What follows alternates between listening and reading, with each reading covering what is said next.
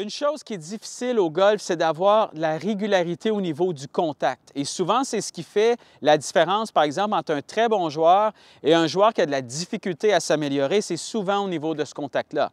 Et la très grande problématique, en fait, c'est que lorsqu'on redescend à travers la balle, c'est qu'on va souvent avoir tendance à toucher le sol avant cette balle-là.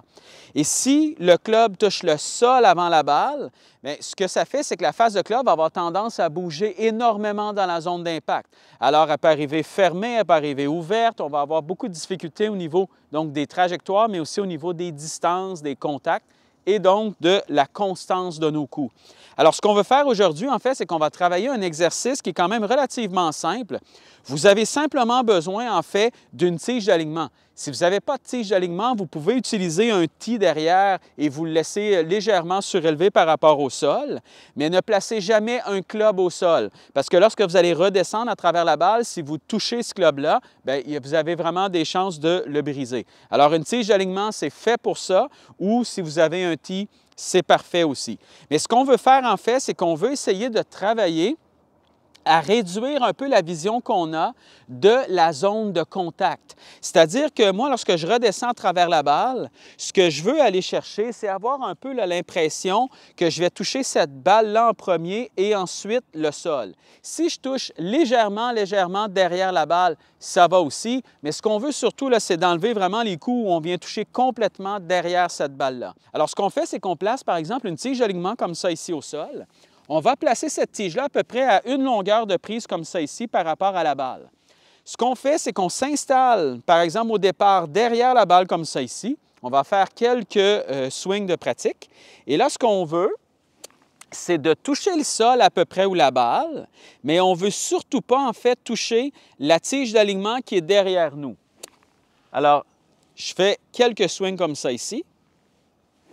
Et le fait de ne pas vouloir toucher cette tige-là, bien, ce que ça fait, c'est qu'au lieu de voir, si vous avez là, beaucoup de difficultés, par exemple, avec le fait que le club touche vraiment derrière la balle, bien, au lieu que le cerveau voit le contact un peu comme ça ici, où il viendrait toucher bien en arrière pour ensuite toucher la balle, bien là, le contact se fait beaucoup plus avec un angle qui est légèrement descendant comme ça. Et c'est exactement ce qu'on veut aller chercher. On n'a pas besoin de l'exagérer. On ne veut pas sentir qu'on arrive comme ça ici. Au départ, lorsque vous allez faire l'exercice, vous allez avoir un peu cette impression-là d'être restreint et de devoir justement arriver de façon légèrement plus sévère que ce que vous êtes habitué au sol. C'est tout à fait normal. Mais déjà, en utilisant, par exemple, la longueur à peu près d'une prise, comme ça ici, bien, on ne l'exagère pas du tout. Si vous placiez, par exemple, la tige à peu près ici, que vous essayez de faire le même mouvement, bien là, vous seriez obligé d'arriver avec un angle qui est extrêmement sévère. On ne veut pas nécessairement ça. On veut simplement améliorer un peu plus ce contact-là et on va arriver avec un angle qui est légèrement plus sévère que ce qu'on est habitué. Alors, ce que ça fait, c'est que lorsque vous allez redescendre, si vous avez tendance, par exemple, à relâcher vos mains trop rapidement et arriver justement à toucher trop derrière la balle, mais ce qui va se produire, c'est que vous allez toucher cette tige d'alignement-là ou le tee qui est derrière. Au départ, pour vous habituer à cet exercice-là, lorsque vous allez y aller avec la balle, vous pouvez très bien commencer, par exemple, avec des demi-swings. Alors, si je m'installe comme ça et que je fais simplement des petits swings au départ, simplement pour m'habituer à aller chercher ce contact-là. Et plus vous allez vous habituer avec des petits mouvements, bien, par la suite, plus vous pouvez, par exemple, commencer à y aller avec des mouvements qui vont être un peu plus longs. Le but ici, c'est d'y aller quand même tranquillement. Okay? Prenez votre temps pour faire cet exercice-là parce que c'est ça qui va faire en sorte que vos contacts vont changer complètement. Alors, prenez vraiment le temps de vous entraîner avec ce genre d'exercice-là.